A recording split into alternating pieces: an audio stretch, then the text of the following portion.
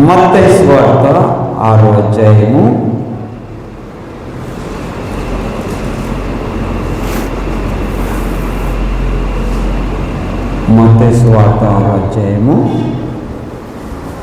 6వ వచనాన్ని చదువుకుందాం.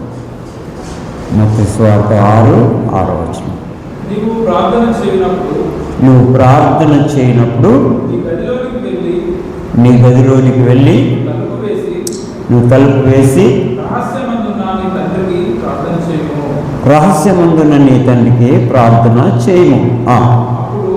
అప్పుడు రహస్యమందు చూచుచున్న నీ తండ్రి నీకు ప్రతిఫలం ఇచ్చును.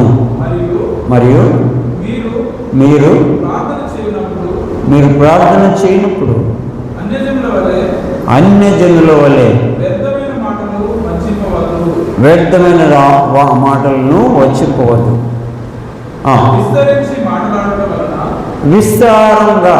విస్తరించి ఎక్కువగా మాట్లాడటం వలన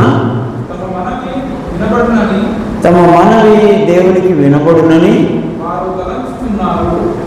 వారు తలంచుతున్నారు. మీరు వారి వలె ఉండకుడి.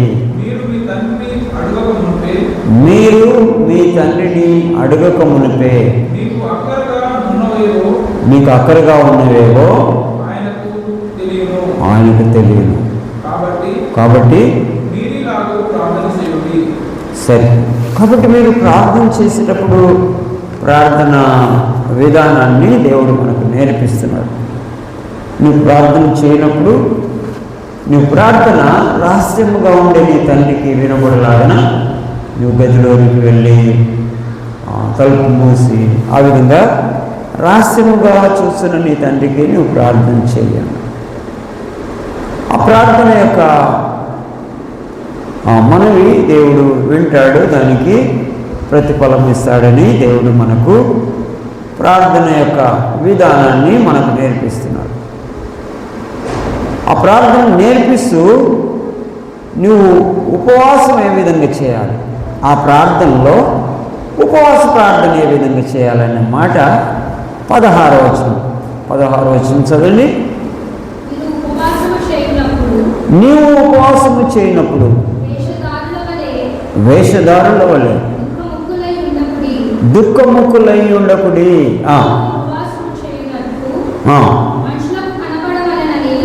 ఉపవాసము చేయుచున్నట్టు మనుషులకు కనబడవలనని వారు తమ ముఖములను వికారం చేసుకుందరు. వారు తమ ఫలమును పొందరని నిశ్చయముగా చెప్తున్నాను. ఉపవాసము చేయుచున్నట్టు మనుషులకు కనబడవలనని కాక రహస్యమందున్న నీ తండ్రికే కనబడవలనని మీరు ఉపవాసం చేయనప్పుడు మీ తల అంటుకొని మీ ముఖమును కడుక్కొని అప్పుడు రహస్యమందు చూస్తున్న నీ తండ్రి నీకు ప్రతిఫలము ఇచ్చు.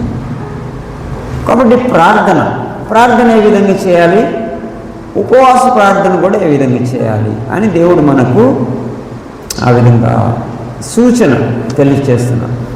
అప్పుడు మీరు ఉపవాసం చేయించున్నట్టు మనుషులకు కనబడవలనని కాక, కాబట్టి మనము ఎవరికో చూపించుకోవాలని కాదు.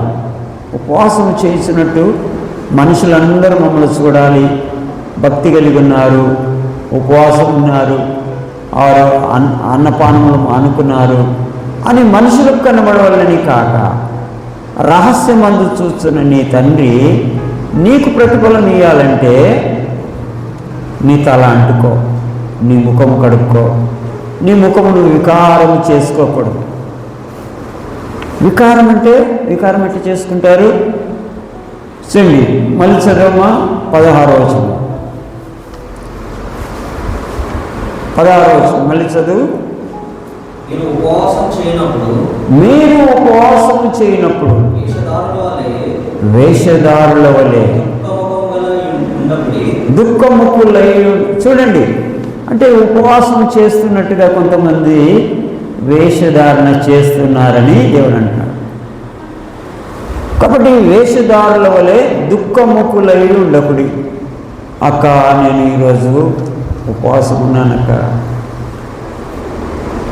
అంటే రోజు మంచిగా తయారయ్యి మంచిగా అన్ని కాస్మోటిక్స్ పెట్టుకొని మంచి పౌడర్స్ పెట్టుకొని రోజు మంచిగా అన్నీ రకాలుగా సిద్ధపడి ఉపవాసం ఉన్న రోజు తలంటు స్నానం చేసుకుని ఈరోజు కొంచెం ముఖము వికారంగా కనబడాలి. వికారంగా కనబడాలంటే రోజు కొంచెము మంచి నువ్వు లక్స్ పెట్టి, లేకపోతే నీకు ఇష్టమైన శాండిల్స్ పెట్టి, మైసూర్ శాండిల్స్ ఇలాంటివి పెట్టి బాగా కడుక్కొని శుభ్రంగా ఉన్నావు అనుకో.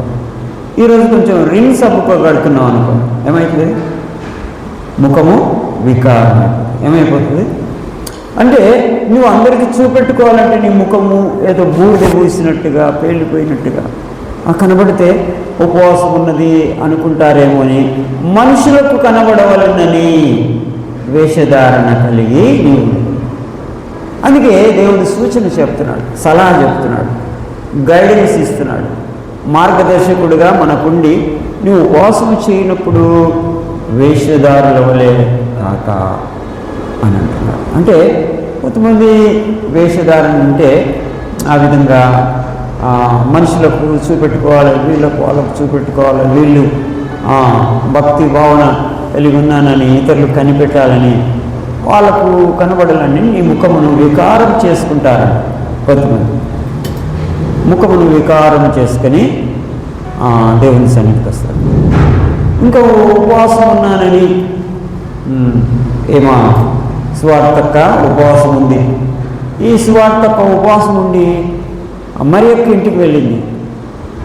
మరియక్క ఈరోజు నేను ఉపవాసం అక్క అంటే, ఈ ఉపవాసం అక్క ఉదయం నుంచి సాయంత్రం వరకు ఉపవాసం ఉంటే అసలే వేసవి కాలము, ఎండలు బాగున్నాయి, మరి చక్కెర వచ్చి పడిపోతావేమో, కొంచెం జ్యూస్ దాకక్క అని అంటే ఈ సువార్తకి ఏం చేసింది, మరియకి ఇచ్చిన మరి జ్యూస్ తాగింది.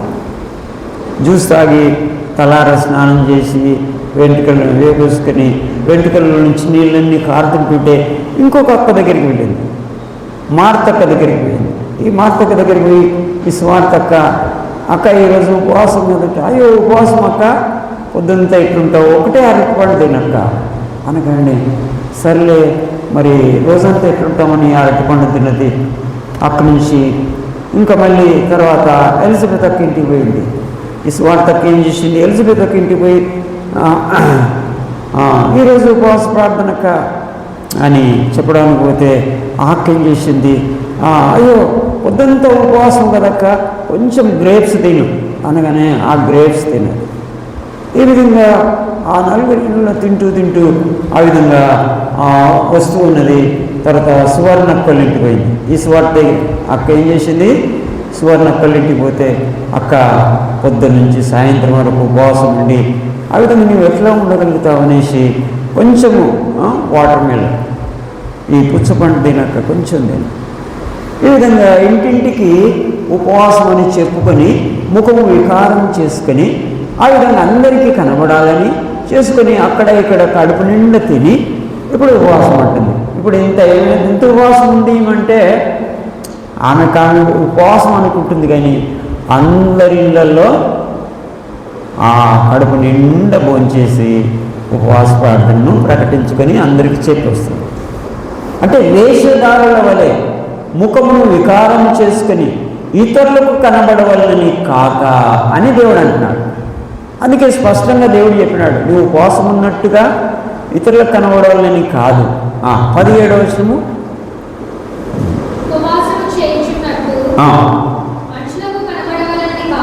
మనుషులకు కనబడవలనని కాక రహస్యమందు చూచుతున్న నీ తండ్రి అయిన దేవునికి కనబడవలనని నీవు ఉపవాసం చేయుచున్నప్పుడు శుభ్రంగా నీ తలార స్నానం చేస్తే నీ తల అంటుకో, నీ ముఖమును శుభ్రంగా కడుక్కో. రహస్యమందు చూస్తున్న నీ తండ్రి. కాబట్టి నీవు ప్రతిఫలం పొందాలి. ఉపవాస ప్రార్థనకు ప్రతిఫలము, రిజల్ట్, ఫలము పొందాలంటే దేవునికి ఇష్టమైనట్టుగా ఉండి మనం ప్రార్థన, నీకు ఇష్టమైనట్టుగా, నీ ఇష్టాన్ని నెరవేర్చుకోవటం కాదు, నీ చిత్తాన్ని నెరవేర్చుకోవటం కాదు, దేవుని చిత్తాన్ని నెరవేర్చాలి, దేవుని ఇష్టాన్ని నెరవేర్చాలి. నీ పరలోకమందున మా తండ్రి నీ చిత్తము నెరవేర్చబడును కాదు. పరలోకమందు నీ చిత్తం నెరవేరినట్టుగా మా చిత్తం అంటే ఆయన చిత్తం నెరవేరాలి, అంటే ఆయన ఇష్టం నెరవేరాలి, నీ ఇష్టం కాదు. నువ్వు ప్రార్థన చేస్తున్నావు, మంచిది. నువ్వు ఉపవాసం ఉంటున్నావు, మంచిది. నీ ఉపవాస ప్రార్థనలో దేవునికి ఇష్టంగా ఉంటున్నావా? నీ ముఖమును వికారం చేసుకుంటున్నావా? కాబట్టి వేషధారణ కలిగి ఉంటున్నావా? మనుషులకు కనబడవాలని చేస్తున్నావా అని దేవుడు ప్రశ్నిస్తున్నాడు.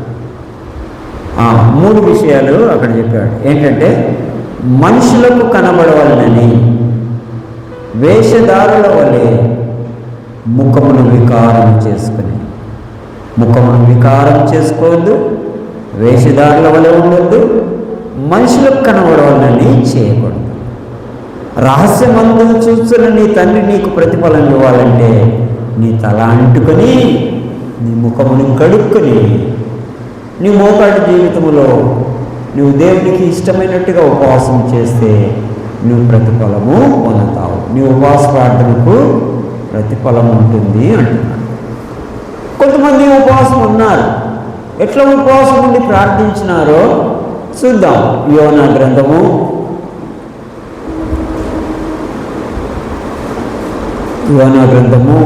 3వ అధ్యాయము, యోనా గ్రంథము 3వ అధ్యాయము 5వ వచనం నుంచి 8వ వచనం వరకు చదువుతున్నాం. యోనా గ్రంథం 3వ అధ్యాయము 5 నుంచి 8 వచనాలు. నినివే పట్టణపు వారు దేవుని యందు విశ్వాసం ఉంచారు. ఇప్పుడు నీ ప్రార్థన విశ్వాసంతో కూడినది. నీ ప్రార్థన నమ్మకంతో కూడినది. నీ ప్రార్థన ఫెయిత్ఫుల్ అంటే విశ్వాసముతో కూడినది. ఈ నినివే పట్టణస్థులు విశ్వాసము కలిగి ప్రార్థించడానికి ఇష్టపడుతున్నారు. ఉపవాస దినాన్ని దేవుని యందు నమ్మకం ఉంచినారు, విశ్వాస దినాన్ని చాటించుకున్నారు.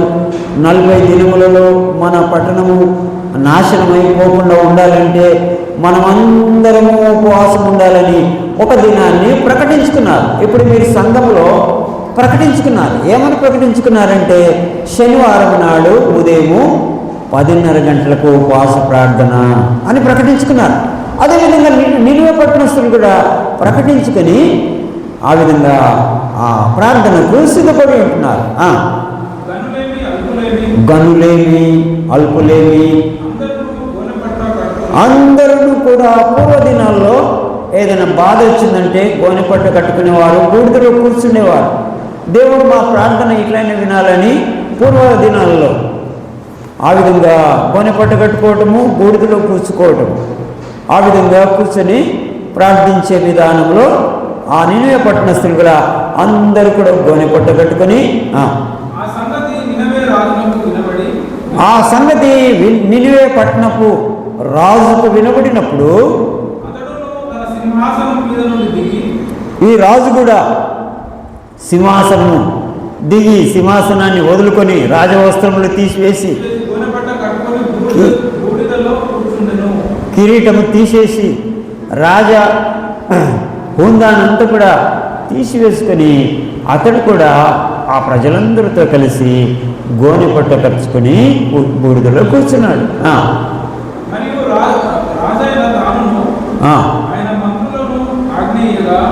రాజును మంత్రులను ఆజ్ఞేయగా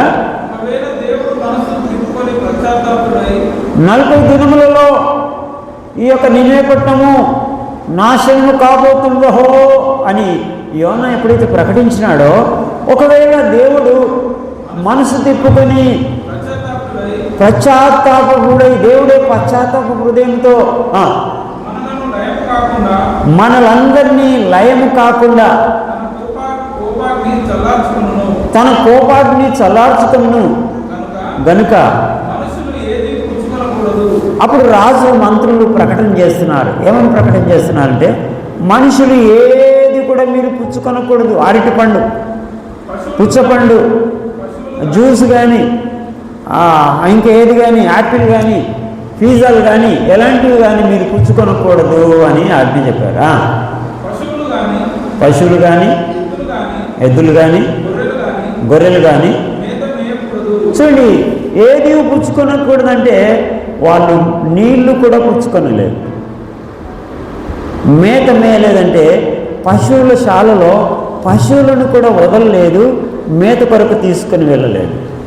గొర్రెలేమి, ఎద్దులేమి, మేకలేమి అన్నీ కూడా అబ్బా అని అరుస్తున్నాయి, మొరపెడుతున్నాయి దేవునికి. ఈ మనుషులు కూడా ఇక్కడ నీళ్లు కూడా తాగకుండా మొరపెడుతున్నారు.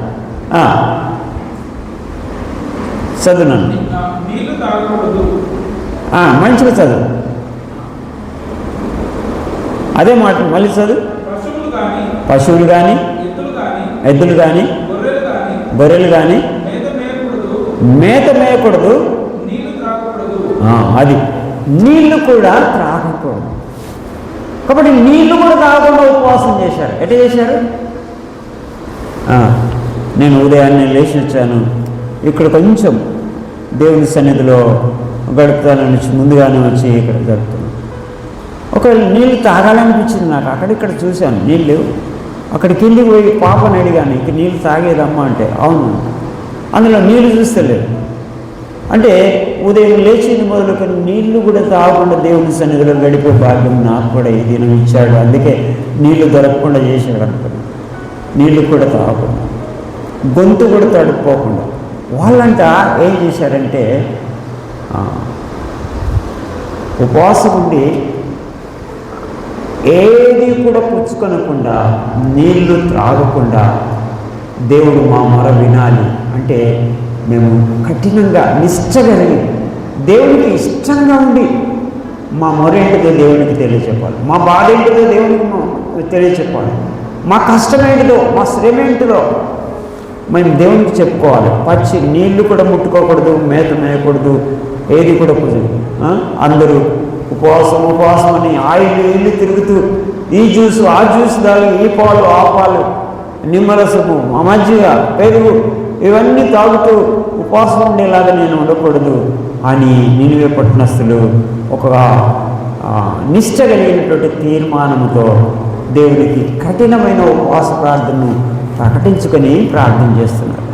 ఎందుకు ఇంత నిష్ఠగా, ఇంత కఠినంగా అంటే, యోనా వెళ్ళాడు, నినివే పట్టణము 40 దినములలో నాశనం కాబోతుంది అని వాళ్ళకు ప్రకటన చేయి. ఎందుకంటే నినివే పట్టణస్థులందరూ కూడా పాపముతో నిండినటువంటి, దౌర్జన్యంతో నిండినటువంటి, తిరుగుబాటు చేసినటువంటి ప్రజలుగా ఉంటున్నారు. నా మాట వినట్లేదు, 40 దినములలో ఈ నినివే పట్టణము నాశనం కాబోతుంది అని వెళ్ళు, నువ్వు ప్రకటన చేయంటే మొదట యోనా వెళ్ళడానికి భయపడి వెళ్ళలేదు. దేవుడు ఎట్లా క్షమిస్తాడు, దేవుడు ఎట్లా వాళ్ళని రక్షిస్తాడు, ఇక నేను వెళ్ళి ఎందుకనుకని ఆ విధంగా నినివే పట్టణానికి వెళ్ళడానికి బదులుగా నేను తార్సిస్ పట్టణానికి వెళ్తానని యోనా ప్రయాణమైన.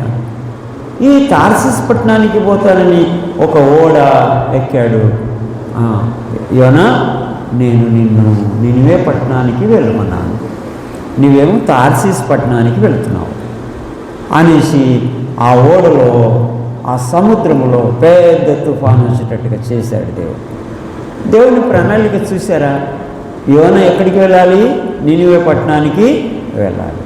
కానీ తార్సిస్ పట్టణానికి వెళ్ళడానికి వెళ్ళి ఎవరికి కనబడకుండా ఆ ఓడలోని అట్టడుగు భాగానికి వెళ్ళి అక్కడ బాగా నిద్రపోతున్నాడు యోనా. ఆ నిద్రపోయే సమయంలో పెద్ద తుఫాను వచ్చేసింది. ఆ ఓడలో ఉన్న వారందరూ కలవరపడుతున్నారు. అందులో ఉన్న సామాన్లన్నీ ఖాళీ చేసి, ఈ ఓడ బరువును తగ్గించి సామాన్లన్నీ ఇవన్నీ తీసేసి సముద్రంలో విసిరేస్తున్నారు. అయినా కానీ తుఫాను ఆగలేదు. ఆ ఓడలోనికి నీళ్ళు వచ్చి ఆ ఓడ మునిగిపోతుందేమనేసి వాళ్ళు భయపడుతూ వారి దేవుళ్ళకు మొక్కుకుంటున్నారు. మొక్కుకొని ఎవరి వలన ఈ ఆపద వచ్చిందో మనం చీట్లు వేసుకుందామనేసి ఆ విధంగా వారందరూ చీట్లు వేసుకున్నప్పుడు అట్టడుగున ఉన్నటువంటి యోన మీదికి ఆ చీటు పడ్డది. ఆ చీటు పడ్డప్పుడు అతన్ని లేపారు. ఓయి నిద్రపోతా అంటున్నారు. ఇప్పుడు ఈయన ఒక ప్రవక్త. యోన ఎవరండి? ఒక ప్రవక్త. కానీ ఈ ప్రవక్తను నిద్రపోయే స్థలంలోనికి పోయి ఇప్పుడు నిద్రపోతా అని పిలవాల్సి వచ్చింది. ఒక ప్రవక్త అయిన వాడు నిద్రపోతూ అనిపించుకుంటున్నాడు. అంటే దేవుని సన్నిధిలో నుంచి మనం ఎప్పుడైతే పారిపోతామో, దేవుని మాట వినకుండా ఎప్పుడైతే మనము దూరంగా వెళ్ళిపోవాలనుకుంటామో, మన ఇష్టానుసారంగా వెళ్ళాలనుకుంటామో, ఇలాంటి బిరుదులు వస్తాయి. ఏ బిరుదు? నిద్రపోతా అని బిరుదు వస్తుంది. చూడండి, నిద్రపోతా అని పిలిచి లేపి, నీవెవడవు, నువ్వు ఎక్కడి నుంచి వచ్చావు, నువ్వు ఈ సంగతి ఏంటి అని ఆ ఓడ నాయకుడు అడిగినప్పుడు, నేను యెహోవా సన్నిధిలో నుంచి పారిపోయి వస్తున్నాను అన్నాడు. ఏమన్నాడు? ఎంత భయం కలిగింది వాళ్ళకు. నేను యెహోవా సన్నిధిలో నుంచి పారిపోయి వస్తున్నాను. అయ్యో, నువ్వెంత పని చేశావు, దేవుని సన్నిధిలో నుంచి పారిపోయి వస్తున్నావా, మరి ఇక్కడ ఎందుకు వచ్చావు? నన్ను నినివే పట్టణానికి వెళ్ళమంటే నేను ఇక్కడ ఈ ఓడ ఎక్కాను. అయితే మరి మేమేం చేయాలి? ఈ విపత్తు నుంచి బయటపడాలంటే ఏం చేయాలంటే, నన్ను లేపి సముద్రంలో పారవేయండి, విసిరివేయండి. అయ్యో, దేవుని ఉగ్రత మా మీదకి వస్తుందేమో, నువ్వు దేవుని సన్నిధిలోంచి పారిపోయిస్తున్న దేవుని ప్రవక్తవు కదా, నిన్ను పడేస్తే దేవుడు మాకేమన్నా బాధ కలిగిస్తాడేమని వాళ్ళు ఆ విధంగా అనుమానించినప్పుడు, ఏమీ లేదు, మీరు నన్ను సముద్రంలో విసిరేయండి. అప్పుడు యోనా సముద్రంలో విసిరివేయబడ్డాడు. చూడండి, దేవుని సన్నిధిలో దేవుని సేవ చేయాల్సిన వాడు తనకిష్టమైన చోటుకు వెళుతుంటే దేవుడు ఏం చేశాడు? నిద్రపోతా అని తర్వాత విసిరివేయబడ్డాడు, పారవేయబడ్డాడు, త్రోసివేయబడ్డాడు. దేవుని సన్నిధిని విడిచిపెట్టి తనకిష్టమైనట్టుగా వెళ్ళాలనుకున్న యోనాను దేవుడు చనిపోకుండా అతనికి ఒక తరబేతి ఇవ్వాలి, ఒక ట్రైనింగ్ ఇవ్వాలి, అతనికి మంచి మార్గం చూపెట్టాలనేసి దేవుడు సముద్రంలో ఉన్న ఒక తిమింగలమును పిలిచాడు. ఒక పెద్ద చేపను పిలిచి, చేప 3 దినముల వరకు యోనాన్ని కడుపులో దాచుకోమని ఆ విధంగా యోనాను ఆ తిమింగలం మింగేటట్టుగా దేవుడు ఆజ్ఞాయించాడు. అప్పుడు సముద్రంలో విసిరివేయబడ్డ యోనాను ఆ తిమింగలము మింగివేసింది. ఇప్పుడు యోనా చేప గర్భములో, తిమింగలము గర్భములో ఉన్నాడు. ఉంటే ఆయనకు అక్కడ బాధ కలుగుతుంది. ఆయనకు అక్కడ బాధ కలిగి దేవునికి మొరపెడుతున్నాడు. ఇప్పుడు దేవునికి కొంచెం సెటరేట్ అయినట్టుగా, దేవుని క్రమంలోనికి వచ్చినట్టుగా, ఇక దేవుని మాట వినేటట్టుగా కొంచెం సెటరేట్ అయ్యి ప్రార్థన చేస్తున్నాడు. ఏమైనా ప్రార్థన చేస్తున్నాడు చూడండి, 2వ అధ్యాయము 1వ వచనము. యోనా గ్రంథము 2వ అధ్యాయం 1వ వచనం.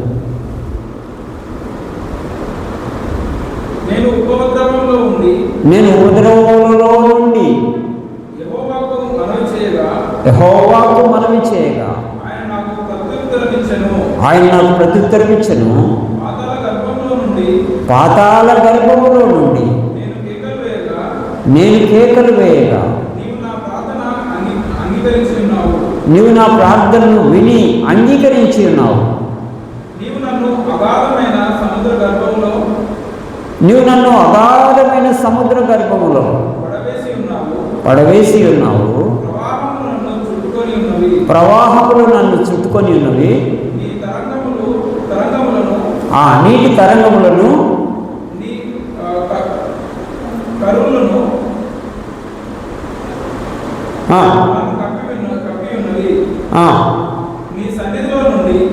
నీ సన్నిధిలో నుండి నేను వెలివేయబడినను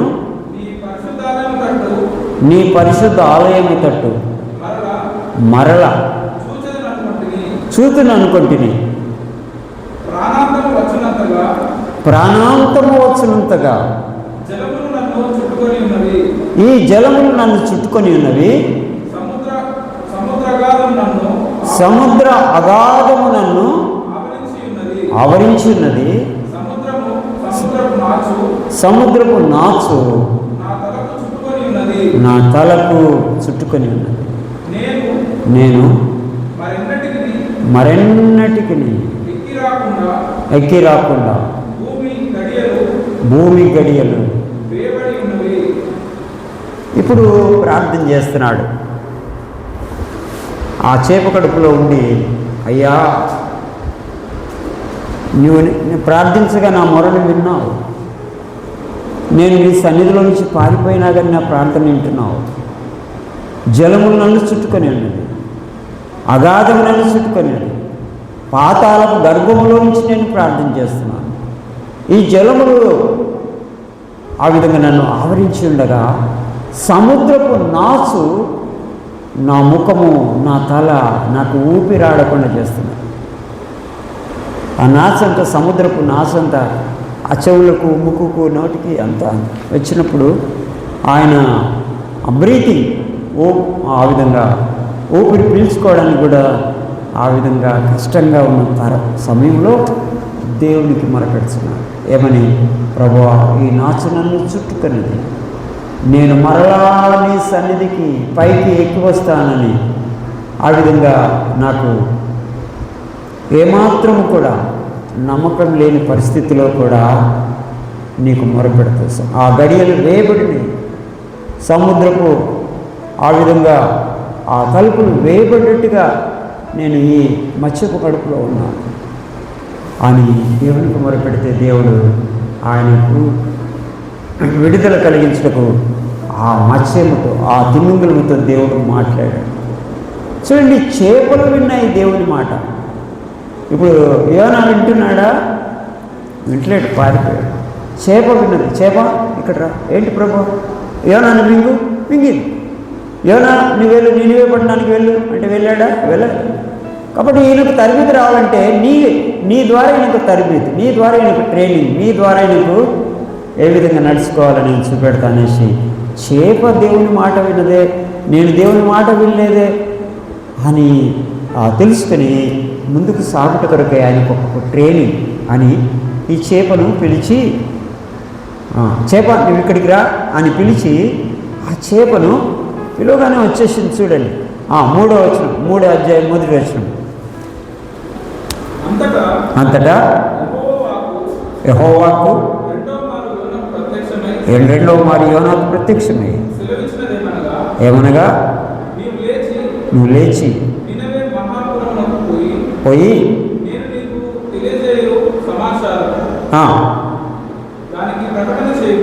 ప్రకటించి. కాబట్టి యోనా లేచి యెహోవా సెలవిచ్చిన ఆజ్ఞ ప్రకారం నినివే పట్టణానికి వెళ్ళాడు. దేవుని దృష్టికి గొప్పదై 3 దినముల ప్రయాణం అంటే పరిమాణం, గొప్ప పెద్ద పట్టణం.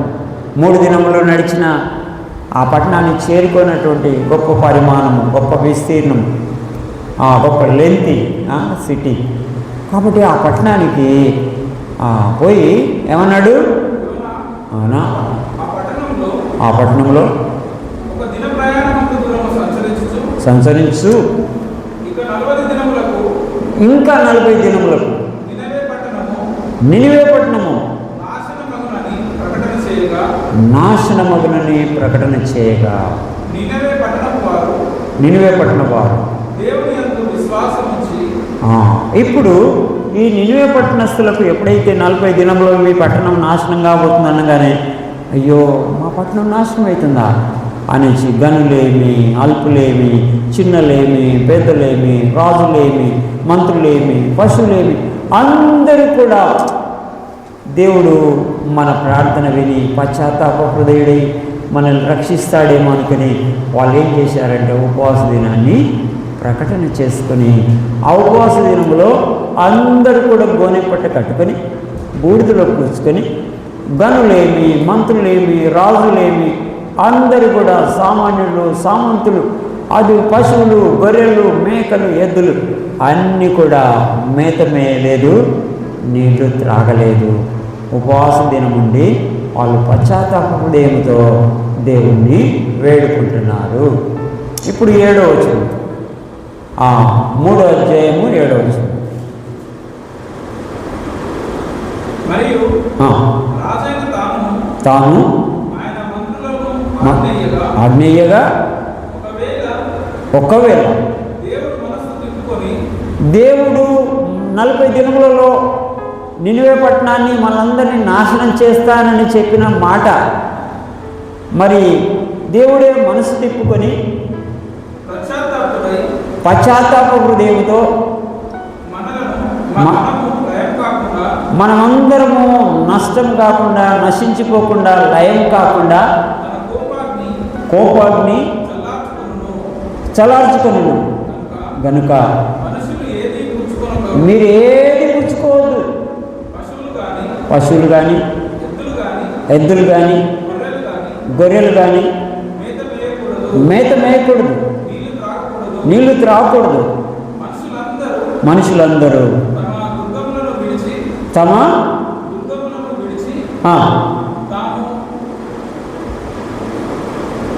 మనుషులందరూ ఏమి విడవాలి? మనుషులందరూ తమ దుర్మార్గమును విడిచి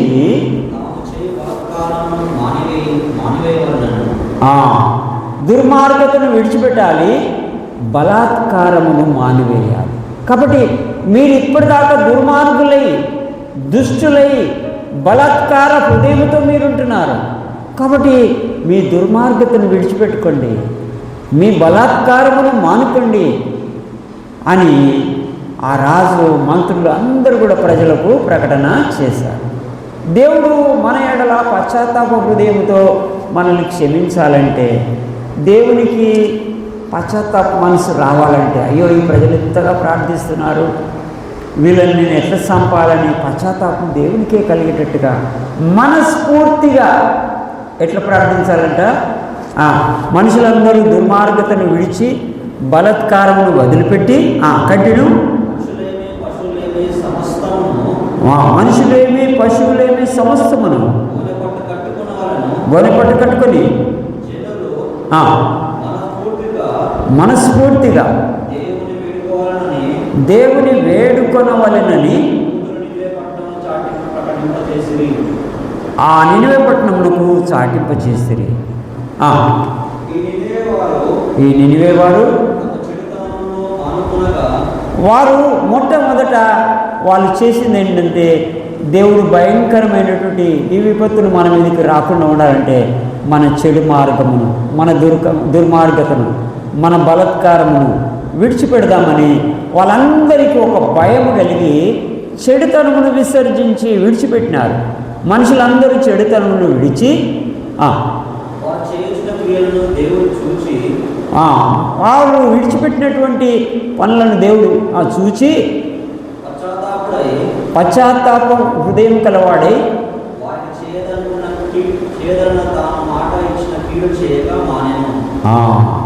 ఏదైతే 40 దినములలో ఈ నినివే పట్టణాన్ని నాశనం చేస్తానని చేయదలసిన నాశనం చేయకుండా మానుకొని చేసేటువంటి ప్రార్థన వాళ్ళు చేశారు. దేవుని మనసును మార్చే ప్రార్థన చేశారు, దేవుని హృదయాన్ని కదిలించే ప్రార్థన చేశారు, దేవునికి ఇష్టమైన ప్రార్థన చేశారు, దేవుని చిత్తాన్ని నెరవేర్చే ప్రార్థన చేశారు. దేవునికి ఇష్టలుగా ఉండి గనులేమి, మనుషులేమి, సామాన్యులేమి. ఆ రాజు కూడా గోనె పట్ట కట్టుకున్నారు, మంత్రులు కూడా, ప్రధానాధిపతులు కూడా, అక్కడున్న ప్రధానులందరూ కూడా గోనె పట్ట కట్టుకొని బూడిదలో కూర్చొని ఉపవాసం ఉండి చెడును విడిచి దుర్మార్గతను మాని బలాత్కారం విడిచిపోయినప్పుడు దేవుడికి పశ్చాత్తాప హృదయం వచ్చింది.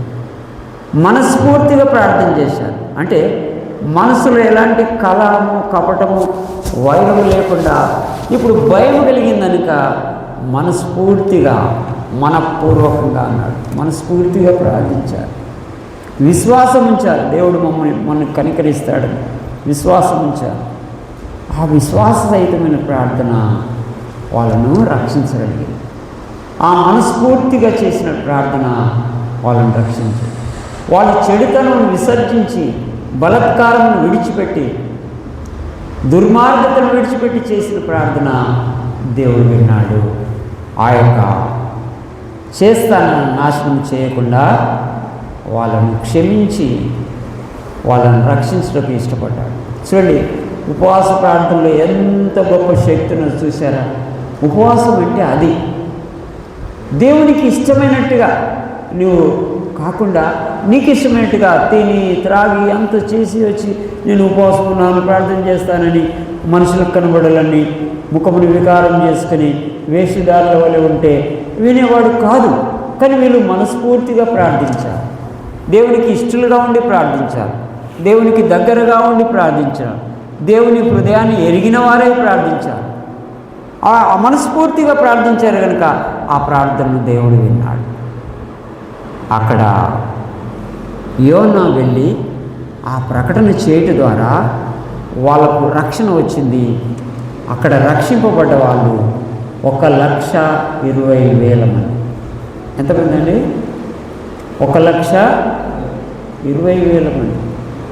ఒక్కడు ఈ యోనా ఒక్కడు వెళ్ళటం ద్వారా ఆ నినివే పట్టణం 3 దినములంత ప్రయాణం కలిగినటువంటి వైశాల్యం కలిగినటువంటి ఆ పట్టణంలో ప్రయాణం చేసి ఆ ప్రజలందరికీ దేవుడు మీ మీదకి ఉగ్రత దేపోతున్నాడు, మీరు బలాత్కారం చేస్తున్నారు, మీరు దుర్మార్గులై ఉంటున్నారు, మీరు చెడునడక నడుపుకుంటున్నారు, దేవునికి అయిష్టంగా ఉంటున్నారు కనుక దేవుడు మీ దేశాన్ని నాశనం చేస్తున్నాడని ప్రకటన చేయగా ఆ ప్రజలందరూ కూడా దేవుని ప్రవక్త వచ్చాడు, దేవుని సందేశం వచ్చింది, దేవుని ఉగ్రత రాకుండా మనల్ని మనం కాపాడుకోలేము కాబట్టి మనము దేవునికి ఉపవాస దినాన్ని ప్రకటన చేసుకొని ప్రార్థన చేస్తామని ఎంతో నిష్ఠగా ఎంతో కఠినంగా ఆ విధంగా ఉపవాసం ఉండి మనుషులేమి పశువులేమి ఏది పుచ్చుకొనకూడదు, మేత మేయకూడదు, నీళ్లు త్రాగకూడదు. ఏది పుచ్చుకోవద్దు, మేత మేయద్దు, నీళ్లు త్రాగద్దు. బలత్కారం వీడాలి, దుర్మార్గతను వీడాలి, చెడు కార్యమును వీడాలి. ఈ 3 క్రమాలుగా ఎప్పుడైతే ప్రార్థన చేసినారో దేవుడు వెంటనే వాళ్ళ హృదయాన్ని ఎరిగి వాళ్ళని క్షమించి రక్షించడానికి ఇష్టపడ్డాడు. చేస్తానన్న కీడు చేయకుండా వాళ్ళని రక్షించారు. 1,20,000 మంది అక్కడ రక్షణ పొందారు. 4వ అధ్యాయము 10వ వచనం. యోనా గ్రంథము 4వ అధ్యాయము 10వ వచనం. అందుకు యెహోవా నీవు కష్టపడకుండాను పెంచకుండాను 8-9 వచనాలు మరియు ఎండకాయగా దేవుడు వేడిమి గల 7వ వచనము. మరుసటి ఉదయమందు దేవుడు ఒక పురుగును ఏర్పరచగా అది ఆ చెట్టును తొలిచినందున చెట్టు వాడిపోయెను. మరియు ఎండకాయగా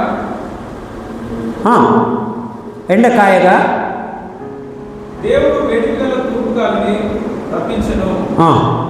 యోనా తలకు ఎండ దెబ్బ తగలగా అతడు సొమ్మసిల్లి బ్రతుకుట కంటే చచ్చుట నాకు మేలనుకొనెను.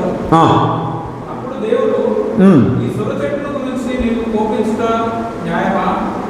ఈ సొర చెట్టును గురించి నీవు కోపించుట న్యాయమా అని యెహోవా దేవుడు యోనాను అడగగా యోనా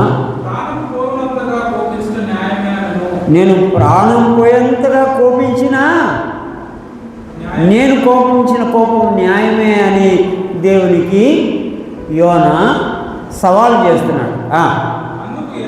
అందుకు యెహోవా నువ్వు కష్టపడకుండాను పెంచకుండాను ఒక రాత్రిలోనే పుట్టి పెరిగిన ఈ సొర చెట్టు గురించి నీవు ఇంత బాధపడితే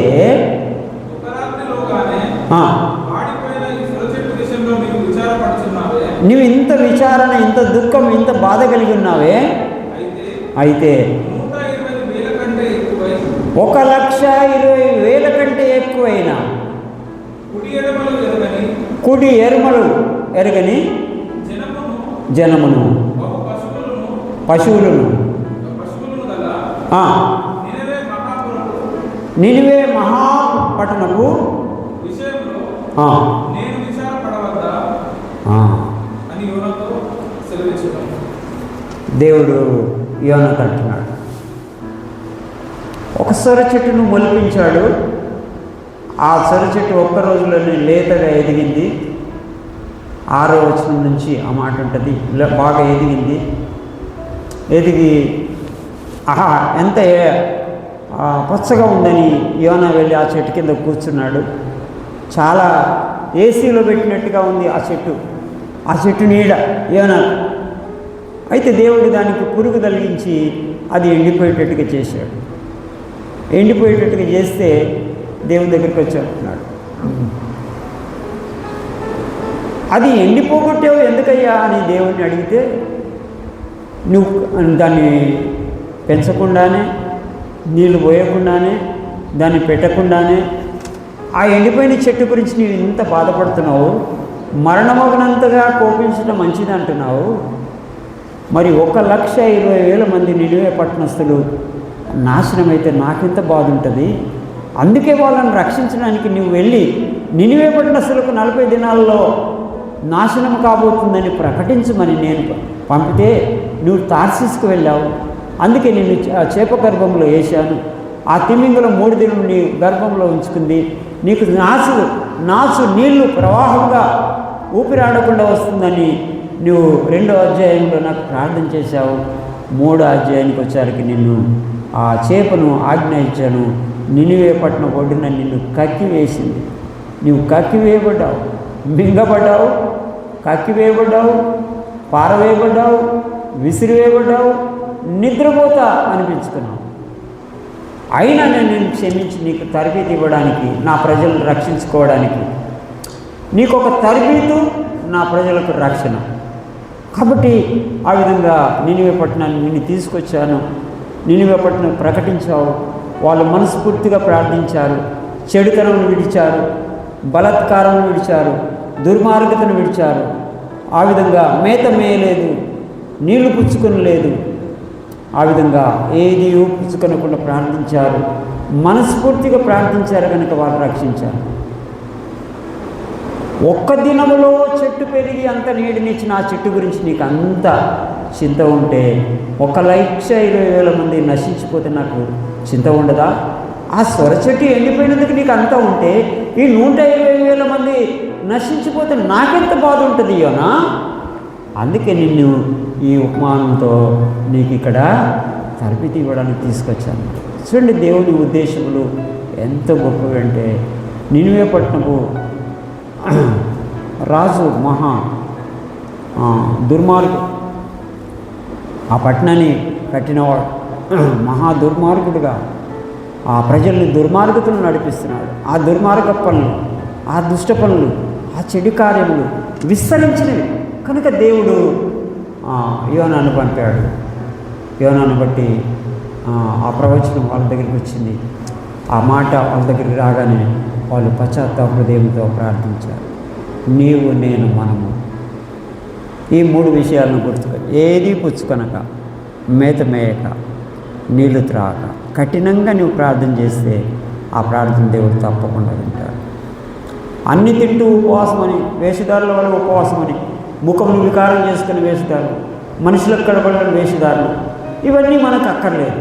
కాబట్టి మనం దేవుడికి ఏదైనా ఆ ప్రార్థన చేయాలనుకుంటే, ఉపవాసం ఉండాలనుకుంటే, నిష్ఠ కలిగి ఉపవాసం ఉండి ప్రార్థన చేస్తే తప్పకుండా దేవుడు ఆ పశ్చాత్తాప హృదయం మార్చుకొని మన మీదకి రావాల్సిన, మనకు కావలసిన మన అవసరాలన్నీ తీర్చగలిగిన దేవుడు మనకున్నాడు. కాబట్టి ఉపవాస ప్రార్థన ఎంత గొప్పది అంటే చాలా శ్రేష్టమైంది, ఎంతో ఉన్నతమైనది.